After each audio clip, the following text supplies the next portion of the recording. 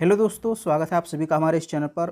दोस्तों, हम लोग पढ़ रहे थे बीए फर्स्ट सेमेस्टर का राजनीति शास्त्र और इसकी यूनिट 2 हम लोग पढ़ रहे थे, जिसमें हम लोग को पहला टॉपिक पढ़ना था संवैधानिक विकास के चरण, स्टेजेस ऑफ कॉन्स्टिट्यूशनल डेवलपमेंट।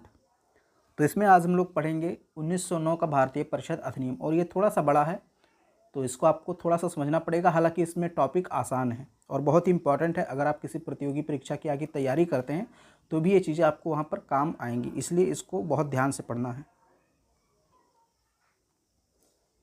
संवैधानिक विकास के चरण, भारत शासन अधिनियम 1919।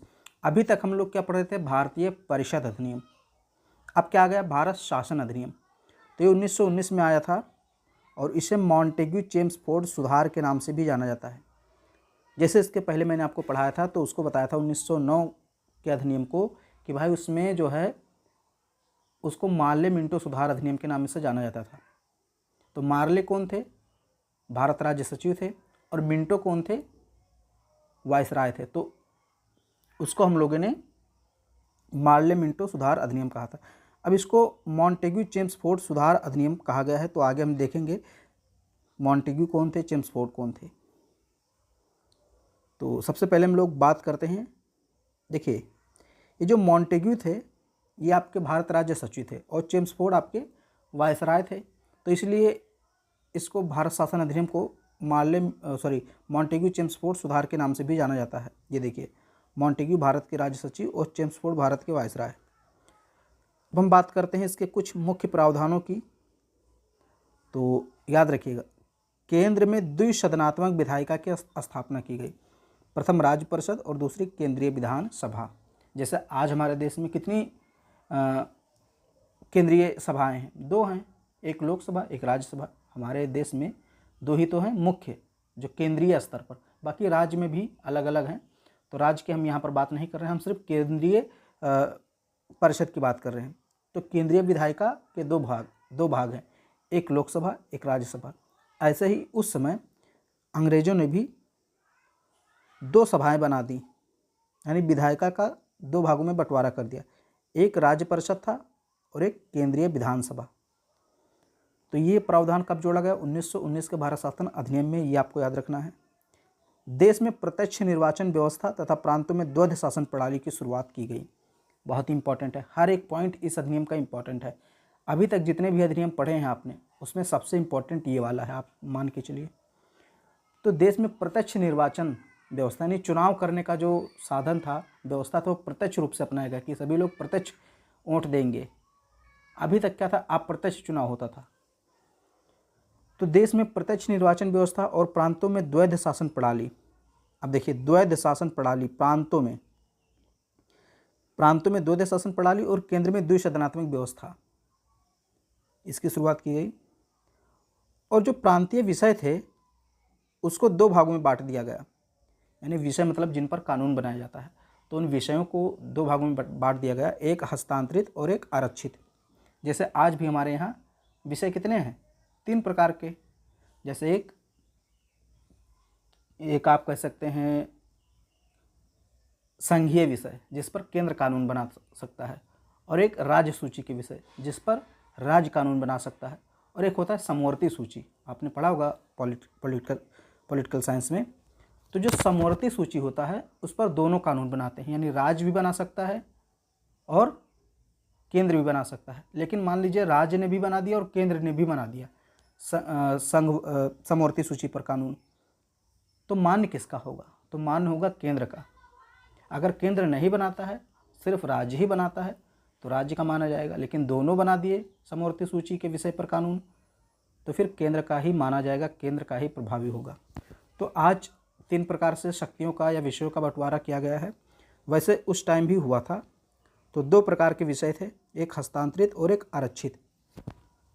हस्तांतरित विषय कौन कौन थे? जैसे इसमें शिक्षा शामिल था, यानी शिक्षा से संबंधित कोई भी कानून बनाना होगा तो हस्तांतरित विषय के अंतर्गत आएगा। पुस्तकालय हो गया, स्थानीय स्वायत्त शासन, चिकित्सा सहायता, सार्वजनिक निर्माण विभाग, उद्योग, सार्वजनिक मनोरंजन पर नियंत्रण आदि विषय हस्तांतरित विषय में शामिल थे। इन विषयों का संचालन गवर्नर तथा विधान परिषद के प्रति उत्तरदायी मंत्रियों की सहायता से होता था। इतना आपको समझ में आ गया कि अगर इस पर कानून बनाना होगा तो कौन बनाएगा? गवर्नर और विधान परिषद के प्रति मंत्री, यानी विधान परिषद के प्रति उत्तरदायी मंत्री जो थे वो मिलकर कानून बनाएंगे। तो याद रखिए, गवर्नर, विधान परिषद के प्रति उत्तरदायी मंत्री। अब एक और विषय था, आरक्षित विषय से कहते हैं, जैसे रक्षा, विदेश मामले, वित्त, भूमिकर, अकाल संहिता, न्याय, पुलिस, पेंशन, छापाखाना, समाचार पत्र, सिंचाई, जलमार्ग, कारखाना, बिजली, गैस, श्रमिक कल्याण, औद्योगिक विवाद, मोटर गाड़ियाँ, छोटे बंदरगाह एवं सार्वजनिक सेवाएं। इनसे संबंधित जो भी कानून बनाएगा वो कौन बनाएगा? गवर्नर और उसकी कार्यकारी परिषद। तो आरक्षित विषयों का संचालन गवर्नर और उनकी कार्यकारी परिषद के माध्यम से किया जाता था। दोनों में अंतर है। यहाँ जो है गवर्नर के साथ में विधान परिषद के प्रति उत्तरदायी मंत्री हैं और यहाँ पर गवर्नर के साथ उसकी कार्यकारी परिषद के सदस्य हैं। तो ये आरक्षित विषय हो गया, यानी एक प्रकार से जैसे आज केंद्रीय विषय हैं, जो संघीय विषय हैं, जैसे आज रक्षा, विदेश मामले, वित्त मामले, भूमिकर, ये सब कौन संभालता है? केंद्र संभालता है। तो ऐसे ही उस समय आरक्षित विषय इसको बोला जाता था।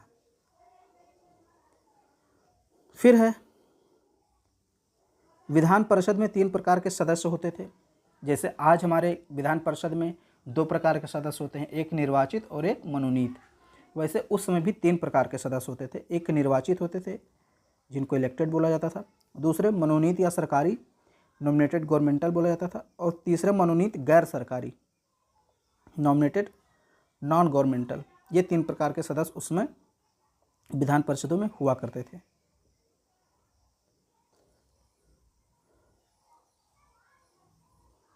आगे है निर्वाचित सदस्यों की संख्या, यानी जो निर्वाचित होते थे उनकी सदस्यों की संख्या 71%, मनोनीत सरकारी सदस्यों की संख्या 18% और मनोनीत गैर सरकारी सदस्यों की संख्या 11% होती थी। तो ये तीनों प्रकार के सदस्य आपने जान लिए। सीमित मताधिकार दिया गया था, मैंने बताया था। निर्वाचन प्रत्यक्ष अपनाया गया, प्रत्यक्ष रूप से निर्वाचन व्यवस्था अपनाई गई। सांप्रदायिक निर्वाचक मंडल की व्यवस्था भी की गई। ये बहुत इंपॉर्टेंट है। इसके तहत लोक सेवा आयोग का गठन किया गया, कई बार पूछा, तो इसको याद रखिएगा। लोक सेवा आयोग का गठन किसके द्वारा किया गया? भारतीय शासन अधिनियम 1919 के तहत। निर्वाचक क्षेत्रों को 2 भागों में विभाजित किया गया, एक सामान्य, दूसरा विशिष्ट। सामान्य वर्ग में हिंदू, मुस्लिम, ईसाई, आंग्ल भारतीय, सिख आदि आते थे, जबकि विशिष्ट वर्ग में भूस्वामी, विश्वविद्यालय के सदस्य जो होते थे, व्यापार मंडल आदि का प्रतिनिधित्व निर्धारित किया गया। सांप्रदायिक आधार पर सिखों, ईसाइयों, आंग्ल भारतीयों तथा यूरोपियों के लिए भी पृथक निर्वाचन पद्धति को अपनाया गया। जैसे मैंने जब आपको 1909 का अधिनियम पढ़ाया था तो वहाँ पर मैंने बताया था कि मुसलमानों के लिए केंद्रीय विधान परिषद में पृथक निर्वाचन व्यवस्था अपनाई गई थी 1909 में, लेकिन वहाँ पर सिर्फ मुसलमानों को दिया गया था वो अधिकार। यहाँ पर सिखों को भी दे दिया गया, ईसाइयों को भी, आंग्ल भारतीय और यूरोपियों को भी पृथक निर्वाचन व्यवस्था दे दिया गया। अगला पॉइंट है, पहली बार केंद्रीय बजट को राज्य बजट से अलग कर दिया गया। फिर इसके अंतर्गत एक वैधानिक आयोग का भी गठन किया गया, जिसे 10 वर्ष बाद जांच करने के पश्चात अपनी रिपोर्ट सौंपनी होगी। जैसे अब इस अधिनियम में जो जो सुधार किए गए हैं, इसकी जांच करने के लिए एक आयोग का गठन किया जाएगा 10 सालों बाद, और वो आयोग जांच करेगा कि ये जो इस अधिनियम में जो बातें थीं, बताई गई हैं, क्या ये लागू की गई ज़मीनी स्तर पर या नहीं।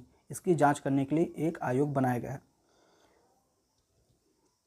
और वो आयोग कब आएगा? 1927 में, आप जानते हैं, आया था साइमन कमीशन, तो वो इसी अधिनियम के तहत आया था। यानी ये जो बात कही गई है 10 वर्ष बाद जांच करने के लिए एक आयोग बनाया जाएगा, तो साइमन आयोग आया था, लेकिन वो 27 में आ गया था, उसको आना चाहिए था 29 में, तो 2 साल पहले आ गया था। तो क्यों आया था 2 साल पहले, क्या कारण थे, उसको भी हम लोग बात करेंगे बाद में। केंद्रीय विधानमंडल को केंद्रीय सूची में उल्लिखित विषयों के संबंध में विधि निर्माण का अधिकार प्राप्त था, परंतु अंतिम निर्णय का अधिकार गवर्नर जनरल को प्राप्त था। प्रांतीय विधानमंडल को प्रांतीय विषयों के संबंध में विधि निर्माण का अधिकार प्राप्त था, परंतु यह अधिकार गवर्नरों के अधिकारों के कारण अत्यधिक सीमित थे। अब यहाँ नोट है, इस अधिनियम द्वारा पहली बार भारत में महिलाओं को मत देने का अधिकार प्रदान किया गया। बहुत ही इंपॉर्टेंट है, पहली बार भारतीय महिलाओं को मतदान करने का अधिकार प्राप्त किया गया।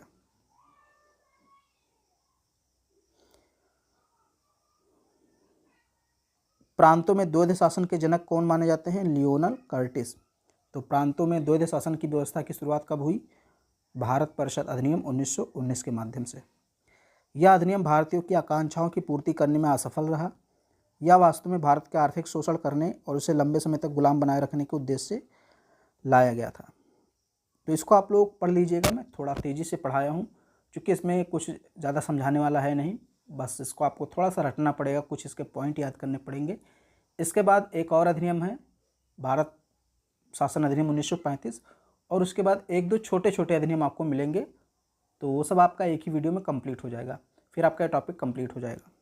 उम्मीद करता हूँ आपको वीडियो पसंद आया होगा, तो इसको लाइक कर दीजिए, शेयर कर दीजिए, और चैनल पर पहली बार आए हैं तो चैनल को सब्सक्राइब जरूर कीजिए।